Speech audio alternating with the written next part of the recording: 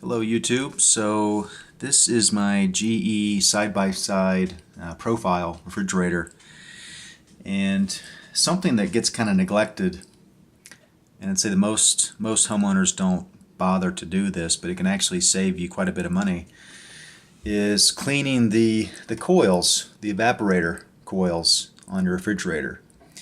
Now every refrigerator is going to be a little bit different. American-made refrigerators will be very similar. I think you'll find a similar evaporator coil in the back of the fridge like this one.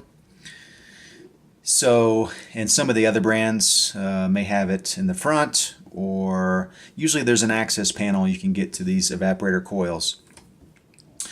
And the first thing you want to do is unplug the fridge once you've pulled it out and you've got some good access to it. And then you'll notice this one's actually not too bad. I already cleaned the surface area, but the first thing you want to do is clean the surface of the coils. I know it's kind of hard to tell, but there's actually many layers to this. So probably 3 or 4 layers of coil. So this is just the first one, and there's 2 or 3 more layers inside. So it's just a circular coil system.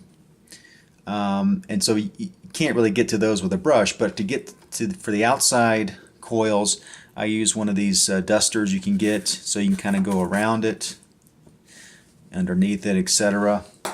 And then I also use for my vacuum one of these wand attachments, brush attachments, and you want to go around it. Now, something to be careful of, these copper lines are refrigerant, and so you want to make sure that you work around these without torquing them or bending them too much. Otherwise you'll lose the refrigerant, and that's probably not a good thing. So, and another thing to do while you're here is there's a release valve or defrost valve, I think it's called, thaw valve maybe, or tube.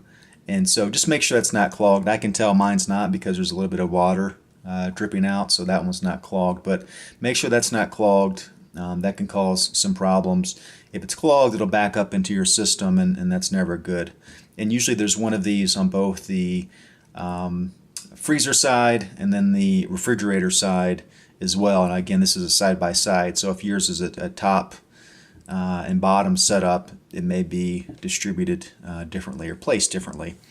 So once you brush the surface and vacuum the surface, the next thing you want to do is pick yourself up a can of evaporator coil cleaner.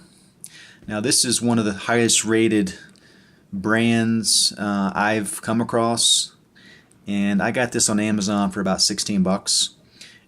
And if you consider that by cleaning these coils, you're making your refrigerator more efficient, and I've seen some estimates that you can save $10 to $15 a month by cleaning your coils on a regular basis. So I have no hard evidence to back that up, but that's the prevailing theory. So 16 bucks for a can once a year, or probably once every couple years at the most, I would say, is not a bad deal.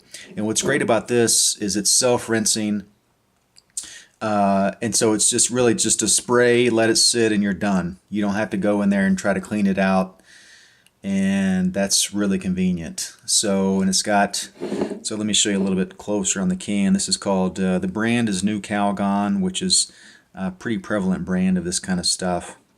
And this is called Evap No Rinse Evaporator Coil Cleaner.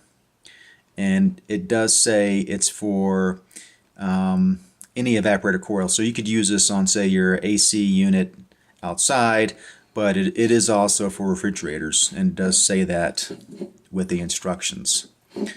So once you've got this dusted away, then you just take this stuff, shake it real good, and then we're just going to spray it down. And you'll see it kind of comes out as a jet, and so you want to make sure you get into those layers.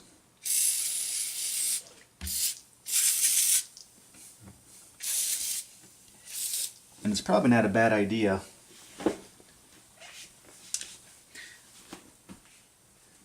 to have an old t-shirt or a towel or some paper towels or something here the refrigerator is not open here, so it's going to catch some liquid because that's where the defrost valve comes. It dumps into here and then just evaporates there. So you probably not have to worry about the stuff getting down to your floor, but certainly around it.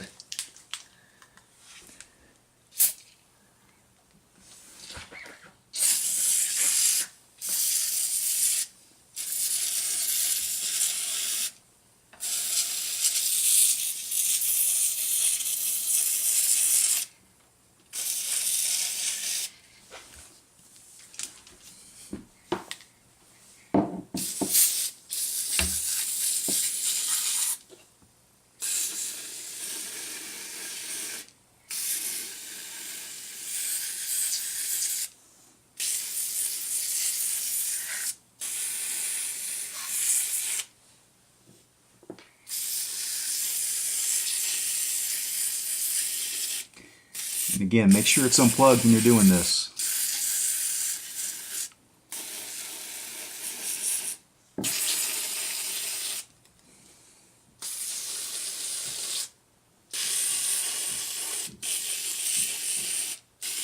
Does a really good job of getting in between that top layer of coils so it gets to the center coils.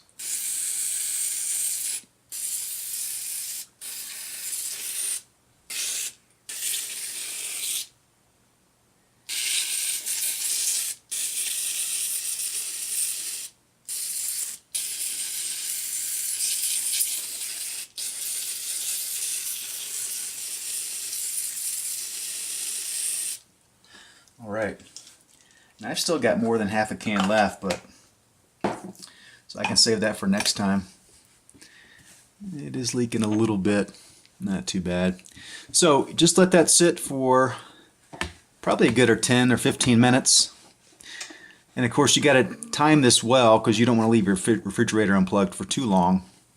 But I can tell once I've done something like this, the fridge just runs so much more efficiently. And how I know that is the compressor comes on less frequently.